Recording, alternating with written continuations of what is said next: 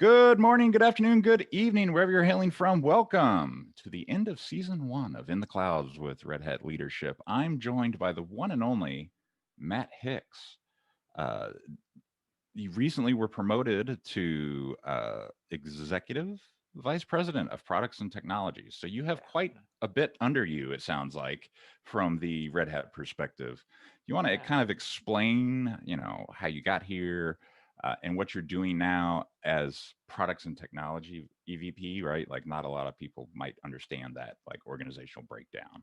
yeah, no, sure thing, Chris. I've been at Red Hat forever. Like I've been here for I think about 15 years. So I've done a lot in Red Hat. Right. But when we talk about products and technologies, it's a combination of engineering, our CTO office, and our business unit. So everything that sort of goes into making products at Red Hat, supporting them, uh, looking at that from the business side as well as what we're building, and then obviously the open source engagement is a huge part of that.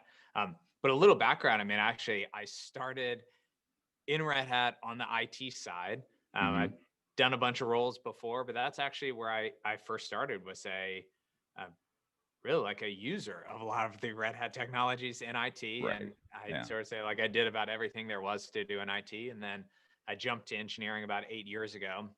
And I've always done this like manager, individual contributor swing back and forth. Now I think I'm sort of a permanent Yeah, manager you're on that path now. Yeah. at this point, but I love coding. Like that's still my draw, my favorite thing for it. But it's been a blast. It's been 15 fantastic years. But that's what I do day to day now is sort of in that balance of where are we investing a Hmm. few years out, what do we have on the truck right now, and what's working, what do we need to improve with customers. Right. And that kind of leads me, one thing I've learned about Red Hat since working here, it's rare that coming to Red Hat is the first time you've worked with a Red Hat thing.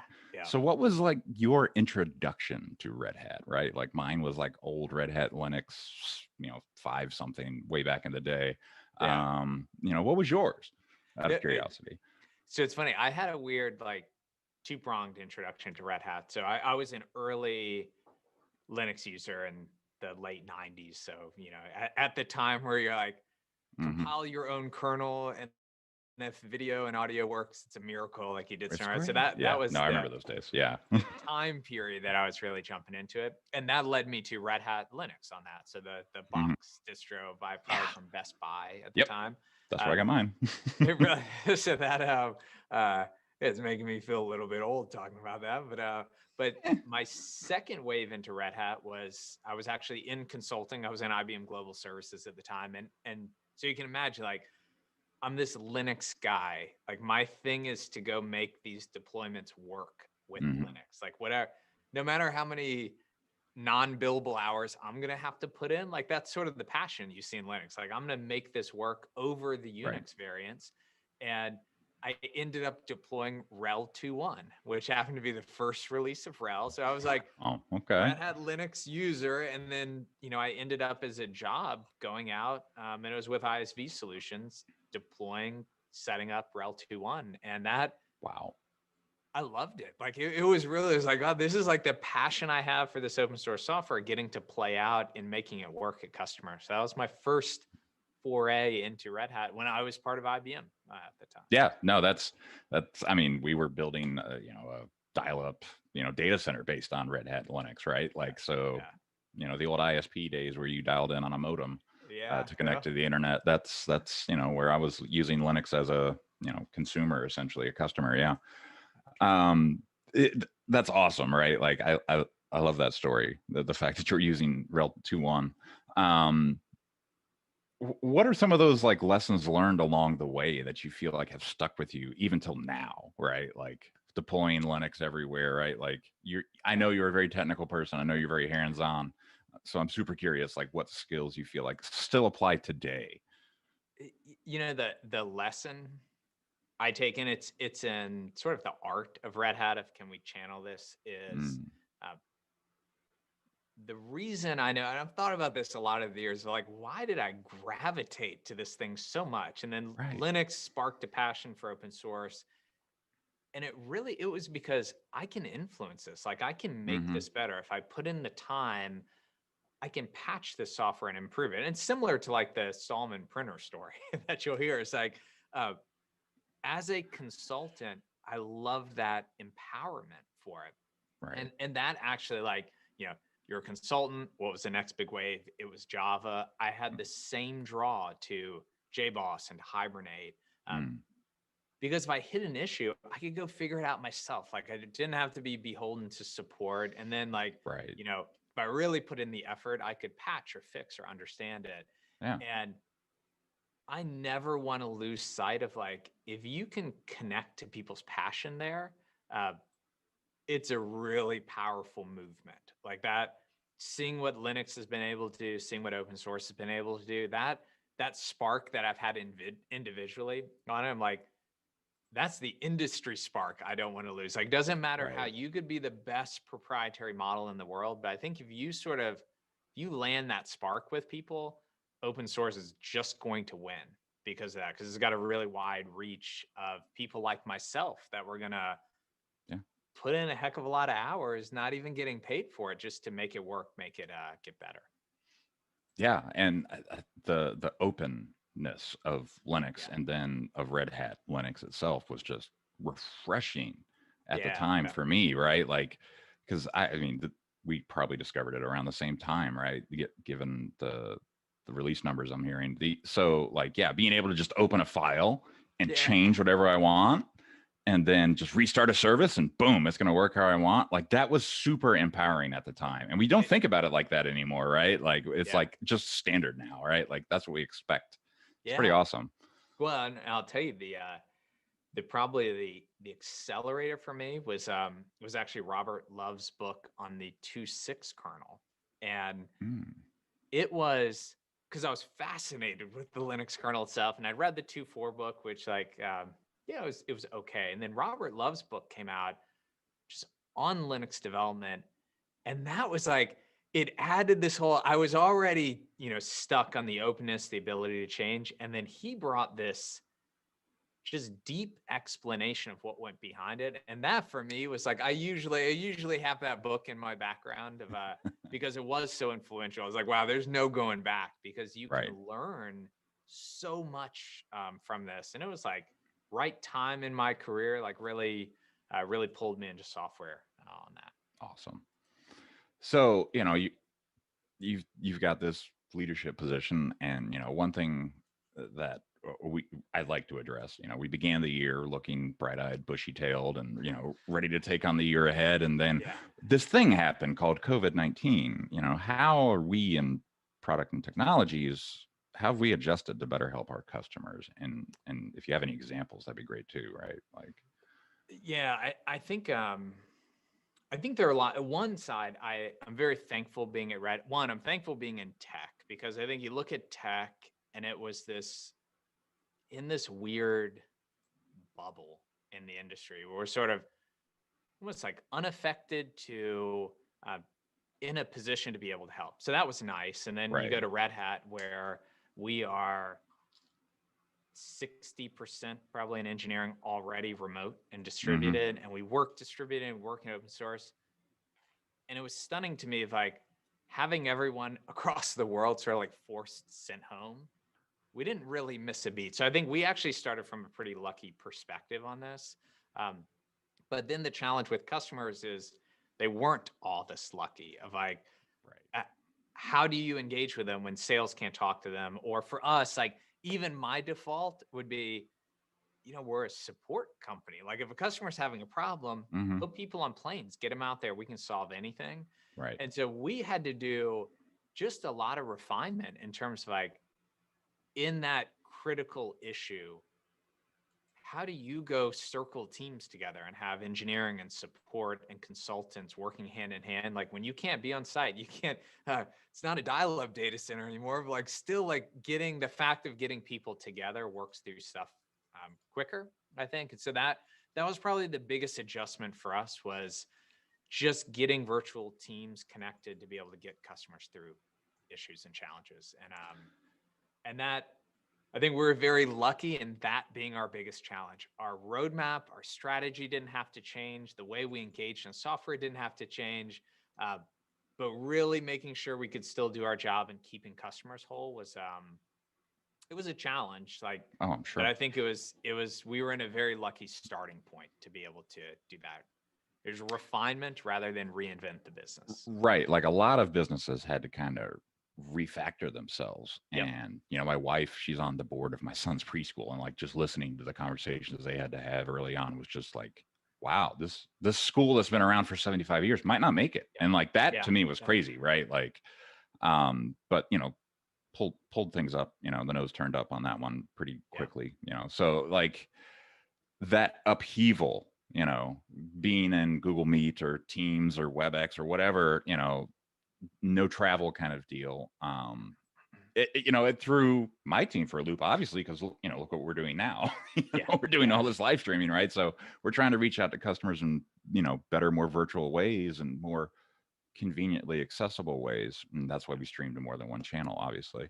Um, from the year, right? Like as this is the last show of the year, what's one customer story that sticks out to you that you're proud of?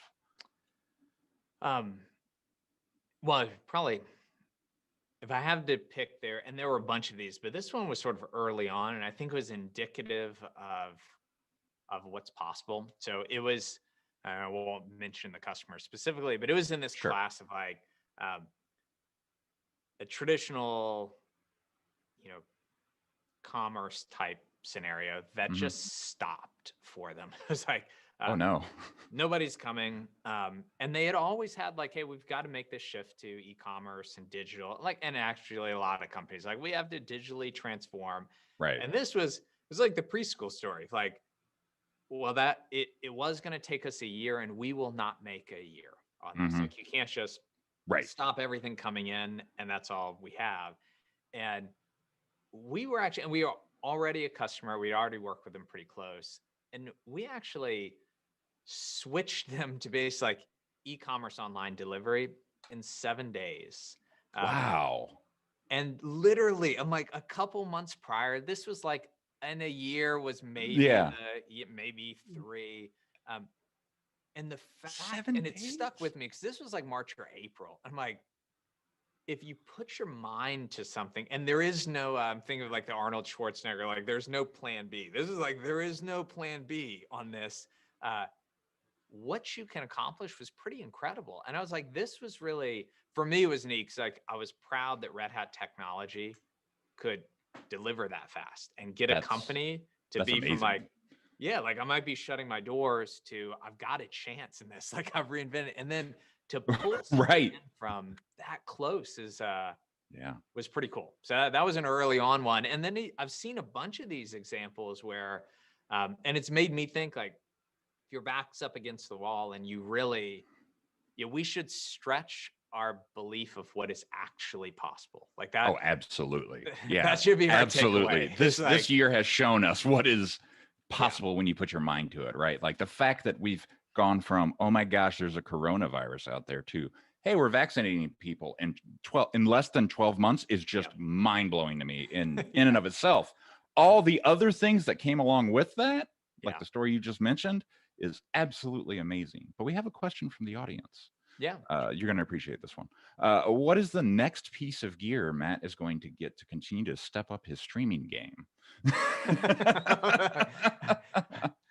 This, who like, don't ask my wife that. I, she Yeah. would tell you like there is nothing left to get. But I will Right. tell you my favorite shift on this because it took me a while. I will say like I've learned everything that I use from YouTube. That was pretty cool for me. It's Mhm. like for me it was I have to do Summit from my living room. Mm. Like how am I going to make this work? And the fact that I could go look on YouTube and get detailed setups what people use was pretty awesome.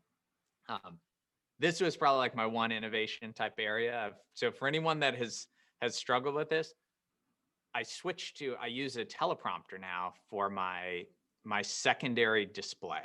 And Okay. the problem, that's an easy thing to start on, but the problem is when you do a teleprompter, all of the text is mirrored, so you can't read anything. Oh yeah.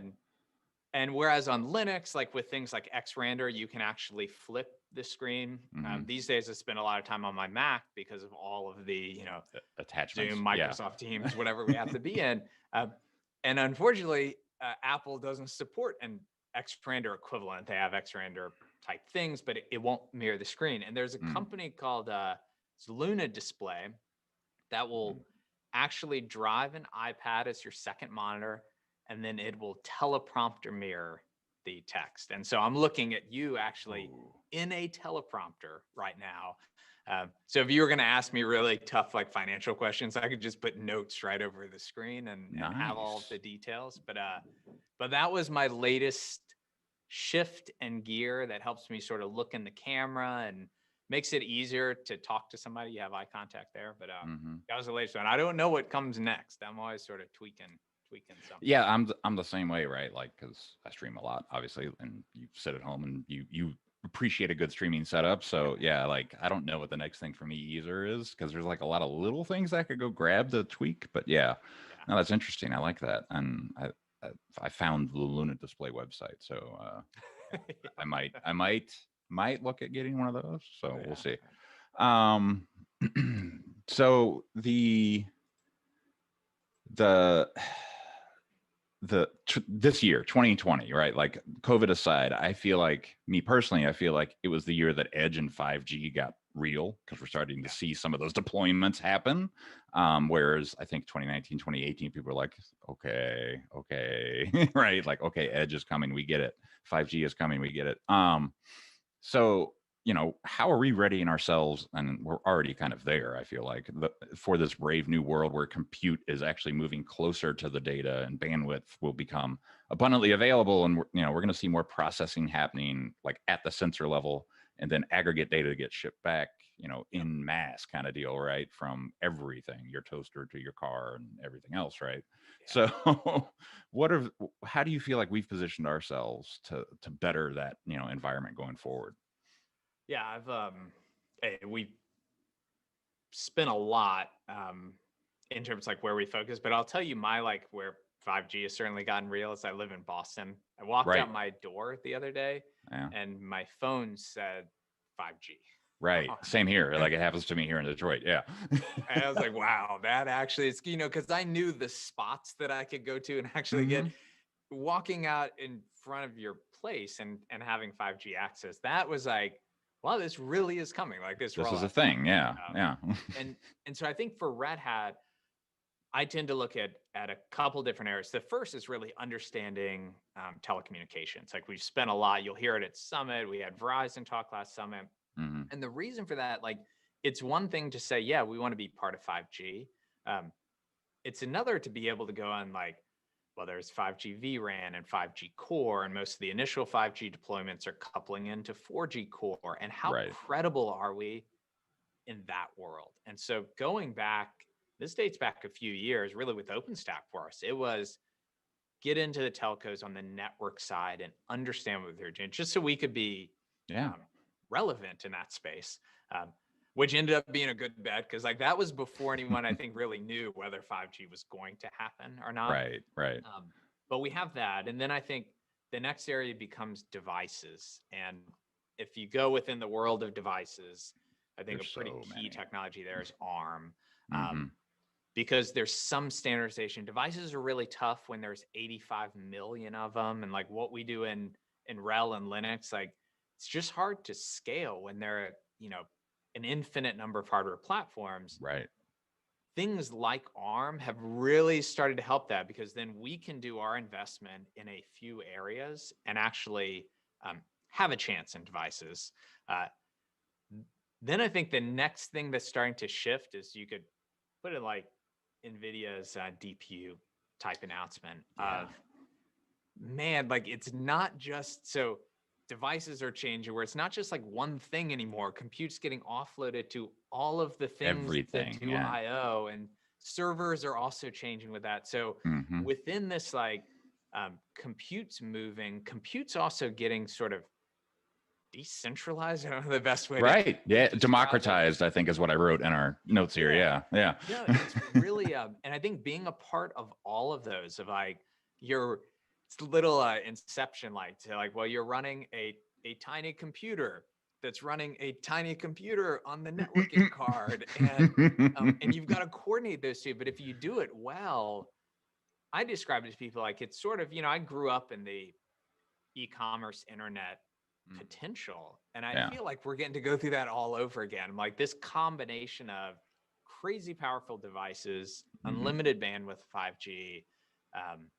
It's like, yeah, hopefully it'll make cars drive itself. Like that's sort of Yeah, known. like But that's I kind of think, the future, right? Yeah. yeah, a lot of other stuff's going to happen that we just haven't thought of yet that Oh will. yeah. But We're those are sort of the prongs for me. It's like no telecommunications well, so we can actually help influence it and be on the device edge side for that, whether it's factories or cars or RAN boxes. And right. then it's also don't lose sight of this compute change that's happening as well, whether it's AWS Nitro or NVIDIA DPUs. It's shown to be effective, and that circles back to ARM and being able to understand that and influence it. Yeah, I have a deep love for ARM and have had for years. So yeah, I'm. It's funny we compare like cell phones, smartphones, to like, oh yeah, my cell phone's more powerful than the entire like Apollo program computing wise, right? Like, I think we've already passed the point where the compute was more powerful than the shuttle program, right? Like, and it's happened so quickly, right? Like, and I forget the author, but he wrote a book about how technology, like ever since 2007, basically, when computing got pretty cheap thanks to Intel and things like ARM,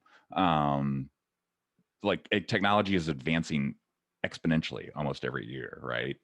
And we're seeing this huge uptick in just change, like constant transformation almost is what it feels like. And a big part of that, I feel like, is Kubernetes.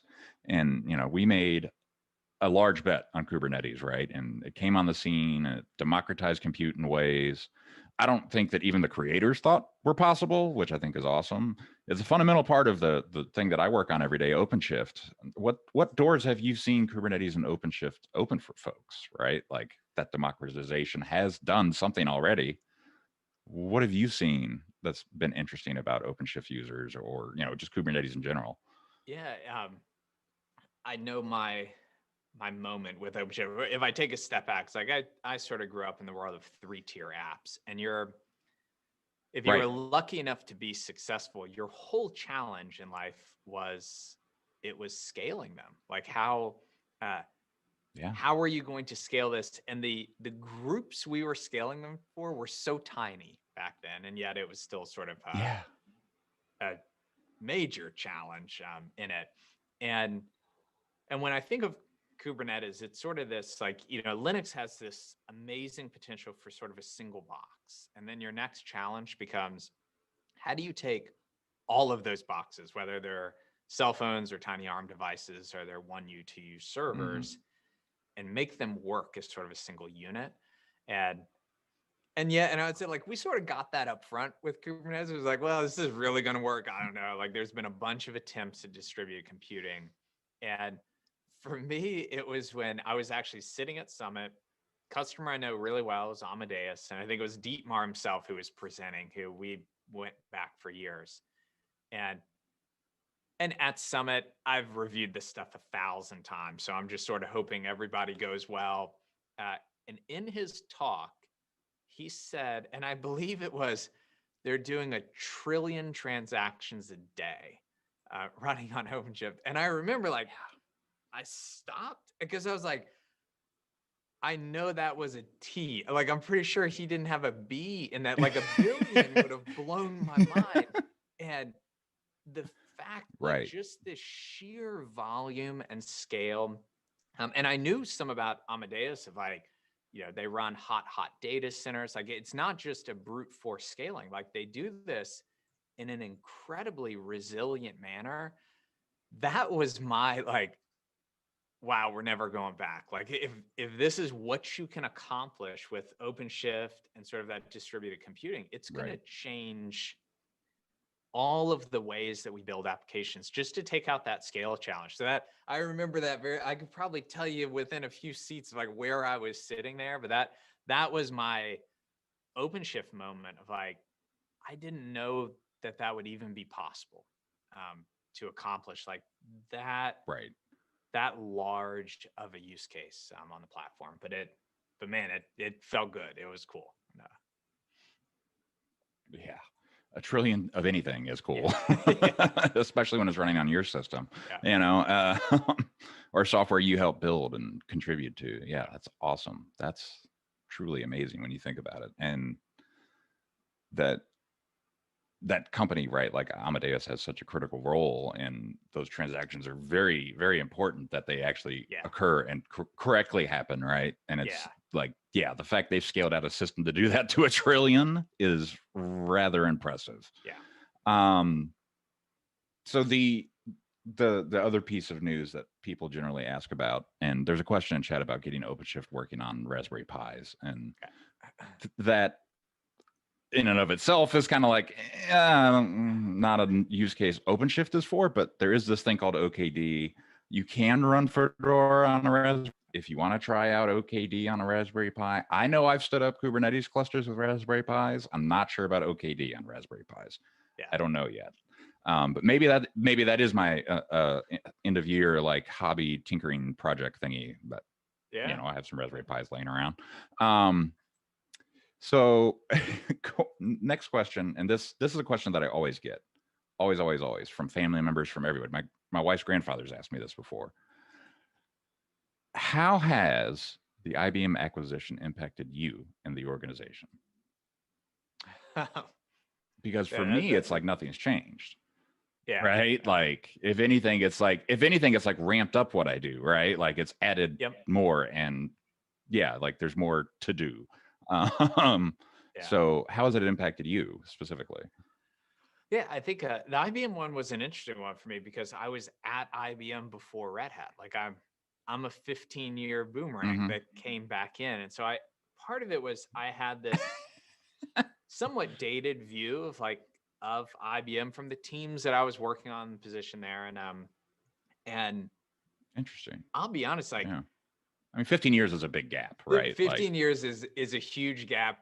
Rungs and rungs of leadership had changed at that point. And I had a great impression of Arvin. Actually, it was a few years ago. Arvin and I were on stage at Summit announcing our partnership around OpenShift. This was prior to the acquisition. So I was like, okay, like I know this guy and he's really good. Like I told Arvin after, I was like, it was one of the easiest candor and announcements that I had on it. So I had a positive impression going in, but I will commend IBM on, they've done such a good job at not just leaving us alone. Like it's one thing to say, you're part of the portfolio, we'll just sort of leave you over here. But the focus on like, we're going to let you be independent, but we're going to amplify what you do. It is at times exhilarating and exhausting of like what that means in my life is having a almost 400,000 person company ready to help and jump in and talk about partnering and bundling agreements and all of these things. But I would say like the undertone is it has almost all been positive in the sense of like, how do we respect what Red Hat does. We appreciate it. We see it's very critical. We want to help on it. And so it's been totally exhausting in the sense of we're 16,000 person company joining a like 400,000 person machine. And I'm in a role where a lot of the decisions exponentially huger. Yeah, no, it really is. And like, and when we talk about products and technologies, a lot of my job is to say like, yes, that structure or deal makes sense, or no, it doesn't. And in those cases, a lot of it is also explaining open source and how we work and why something might make sense and why something won't. But I've loved it. Like it really has been a phenomenon. I don't want to say surprisingly phenomenal, but given my expectation of IBM, which is big, and sometimes, when I was there, you adapted to IBM, not vice versa. It's been refreshing just to see like IBM really embrace and adapt in a lot of cases to Red Hat style, which has been great. But it has made for a very busy year on top of COVID and being home and learning to talk into a teleprompter all day. But it's good challenges to have. Yeah, it is good challenges. And like, I think one of the best examples is when we decided to live stream, we reached out to our friends at IBM, right? Like they Yep. were doing live streaming and we are like, hey, can you help us, kind of shortcut some stuff because we're looking to do this too. And they were like, absolutely, we're here to help. Let's sit down, let's talk. Literally, their streaming team had a meeting with my whole team. It was awesome, right? Like we got Yep. all kinds of information that really just kind of short fused our release on the live streaming bit. So that Yep. was super, super helpful. And that's my example of how they've helped us scale and everything. Yeah. Um, what are some of the challenges you see going ahead in the future, right? Like 2021's upon us. Thank Yeah. you, 2020's over. But what are those things that you see on the horizon that we're going to tackle? Yeah. I think, well, there's the stuff right in front of us, which is like, let's assume for a minute, everybody gets vaccinated. And this is sort of behind us. Like, I know if you're in the States, like, it's hard to Right. get your mind around that quite now, but you know, let's assume this is behind us. We have the immediate question, which is like, um, do we go back to offices? Like, what do we actually change? What do we do? Like, what do we use our offices for? Right. Do we immediately revert back into the, like, yeah, throw people in planes and go work an issue on site for a customer? Or are these new ways of working better? So Mm, I think that's not just going to be a right. challenge for Red Hat. That'll be across the whole industry of like, I can't think of a time where everyone's sort of taking a moment to reinvent themselves a little bit and find that new balance. And that'll be, that's just impactful, in terms of like what you're doing with leases and buildings and remote workers and office and how you support it. So I think there's going to be a big challenge as Yeah. we regroup Wow. to that. And then I think, and this probably isn't a 2021 thing, but we talked about this a little with like 5G changing the world of like how people interact with customers. There are a Hmm. lot of customers going through like, it's a disruption risk. If I don't focus on this, is my whole business going to get overturned because somebody does it better? Um, and this was like an IBM moment for me. Right after 5G, one of the best things with acquisition, I had the opportunity to go to Yorktown to the research labs and stand next to a working quantum computer that was processing, and it looks like an alcohol still, like it's copper wires and What was that stuff. even like? Um, and this, you're standing next to it and like, and they're rattling off all these stats. Like this is running a hair's width off of absolute zero. Just things like in school didn't seem like they were ever Mm, be possible. And this didn't have machines the size of a building hooked up to it. I mean, it was a quite elegant machine. And you start going through like how disruptive that will be as like the next phase of compute. And I think a lot of companies, as they go back into this plan, there's this acceleration curve. It's like, look, 5G is happening like really, really right now. Uh, this device power thing that we could sort of ignore for a pretty long time, like uh, whether it's ARM or DPUs or some of the crazy work like NVIDIA's doing, that's happening like right now. Um, and by the time you land from that, right we now. have Yeah. things like quantum that you can say maybe it's just tied to like how machine learning works, but they're going to upend everything again. Like when I spent my dive into QuizKit, like let me apply what I Right. know to quantum. Like none of it applies. It's Mhm. all I did computer engineering in school, Right. and I felt like I was going back to like a weird Same. VHDL type circuit design. And I think there is a challenge, Hmm. like there's so many technology disruption waves on the horizon. It can be a little bit hard to plan because companies plan for how do they not get disrupted with technology. And man, it's just tough to understand where you're going to put your next stake in the ground. Like, is your gamble on 5G? Is your gamble on quantum? Is your gamble on AI?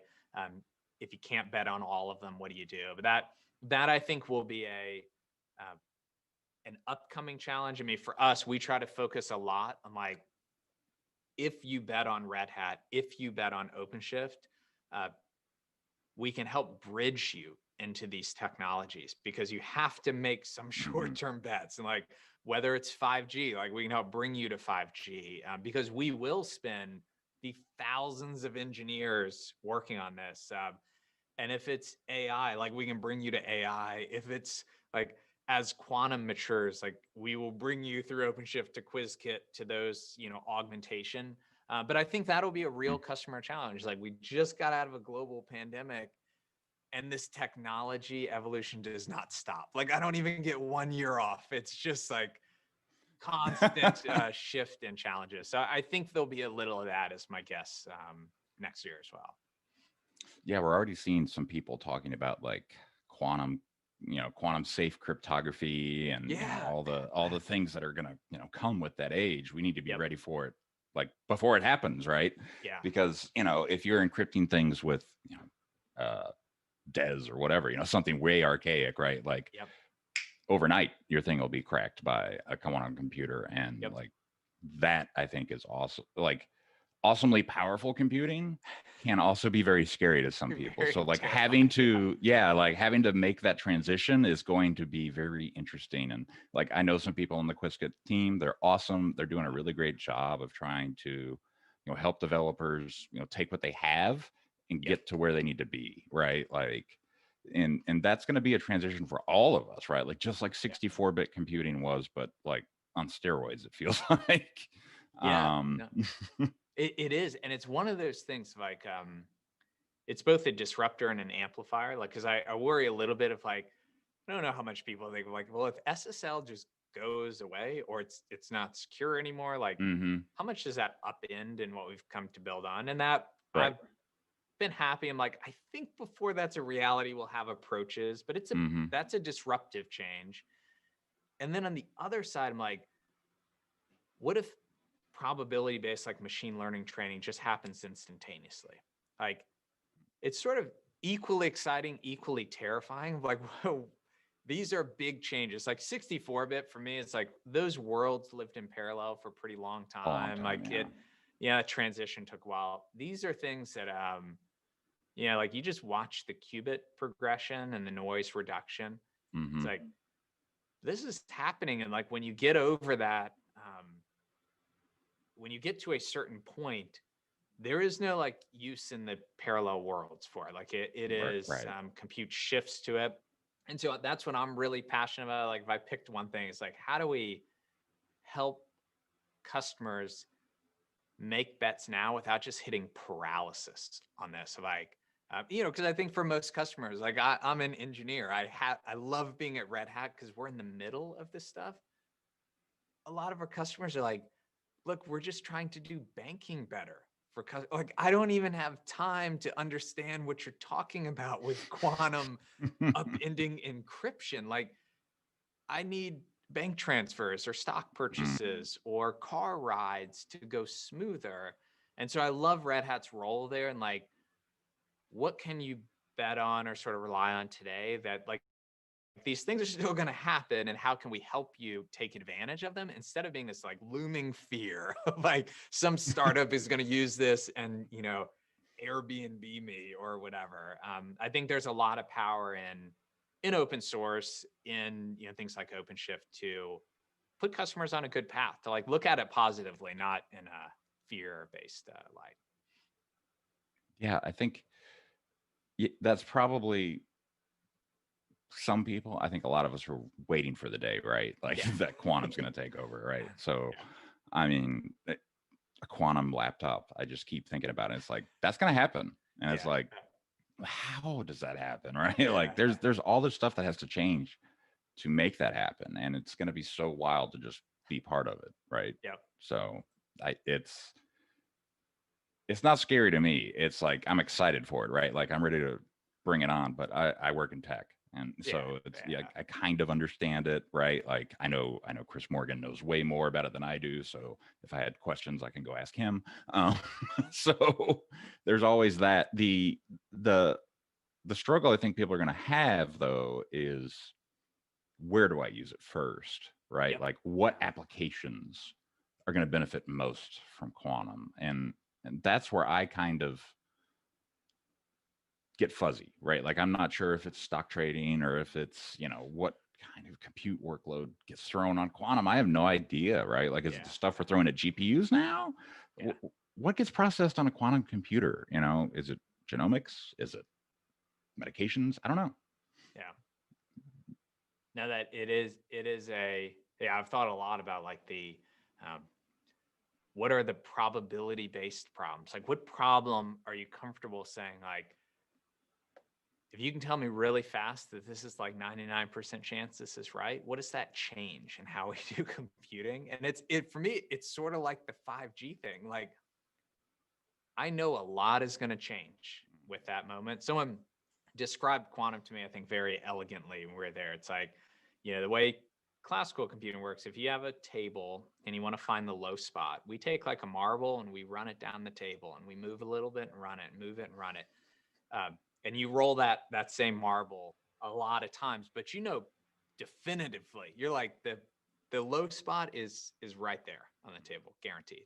Um, Quantum, through like insert the mind-blowing universe of maybe using parallel universes, dumps a billion marbles on the table at the same time and says there's a really, really high likelihood that this is the low spot because all these marbles gravitated there. And Mm-hmm. it's not going to have that same precision, but it's fast in doing Right. that. And for me, I'm like, I've had the same challenge. I'm like, wow. Or it's the same thing of take 5G and say, if you have real-time latency and like infinite bandwidth, what would you build with it? And I will say, like, I'm probably not the most creative person to like think of that thing. Right. But I know the yeah. moments where I'm like, wow, people are gonna do crazy stuff with this. And I'm an optimist. I'm similar to you. I'm like, it's gonna be crazy good. Like it'll be hard to like ride that wave, but I'm excited. I think more good than bad will come out of it. But it's wild to be living through this time where like we're gonna have a few of these Right.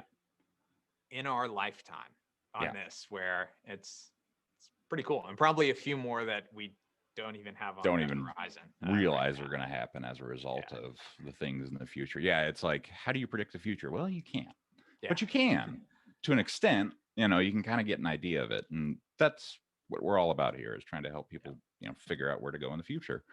Is there anything you want to like just contribute to the conversation, or just say before we, sign off to everybody and wish everybody a happy new year and everything? Yeah. Well, I would say, I think there's a lot of power. I probably would have never been on the show or been streaming or had like a YouTube setup for that. And I've really, that's been like one of my COVID things. Mm-hmm. There's a lot of power in this model. Arguably, I was an in-person presenter, like get on stage, Yeah, connect with people in person. exactly. And You feel as the I, audience energy, yeah, everything coming in. Yeah. yeah, I loved it. But I actually think there's probably more potential in this. So like I will say to like everybody that was doing this long before I had any appreciation or really dove into it, that's that type of innovation that I think it's inspiring to me. So Yeah. thanks for that. Anyone that posted their microphone or video setups, like thanks for that as well. It makes it easier Same. to Yeah, do. exactly. But I always like you know, 2020 has been a pretty like tough year in all regards, but like Mm-hmm. finding some positive aspect out of like what can we take away from it? What can we change? What can we do better? Not just in the tech side, but like how we interact with global teams. I think there are a lot of positive learnings that we can take out of it as well. So yeah, so I appreciate you doing this stuff. I appreciate everybody that was way ahead of us in doing it as well. Yeah. And I sure hope 2021 is going to be a smoother year. I do too. And, thank you to everyone that has live streamed before I did. Same sentiment, right? Like I've learned so much from all of you, right? Like I've watched stream after stream after stream trying to learn new things, new ways to do things, or better ways to communicate on certain mediums or platforms. And just thank you all so much, right? Like live streaming has been my job since May basically, and it has gotten me through COVID, for lack of a better term, right? Yeah. Like you say, Yep. it's your COVID thing. It's same for me, right? But it's actually my job to kind of put the content and the channel together. So it's been it's a new learning experience for everyone, I feel like. But it has been, it has created virtual events that create some accessibility, right? Like Yeah. we've seen virtual events go, you know, from physical to virtual overnight kind of deal, right? And live streaming, I think, is the next evolution of the virtual event, right? Like we're Yeah. going to have to incorporate some kind of live element to it, right? Like we can't have 100% pre-baked talks and then just Yep. have the speakers sitting in the room afterwards, right? Like there's gonna be a lack of appreciation for that kind of interaction from the speaker side, I think. And doing it live has a much more tactile feel to it. Yeah. Even if you are talking into a camera lens, I'm still getting feedback from the audience in chat and you and everybody else that might be tuned in on the back channel kind of deal. Yeah. So yeah, I just want to thank you for joining us for the last show of the year. Thanks for In the having me. And clouds, and yeah, great work on the series too. It's thank you so much. It has been a team effort. I have to thank my boss Chris Morgan for like putting together the schedule. It's just an amazing season one schedule, just in general with the people that we interviewed, right? Like, so thank you very much to Chris Morgan for that, and thank you for being the end cap on the year for us. And really happy to do it. appreciate the conversation today. So thank you very much, and stay safe out there, everybody. Stay healthy. Have a good time but stay healthy. Happy New Year. Happy holidays to everybody. And we'll catch you on the flip side in 2021. See ya.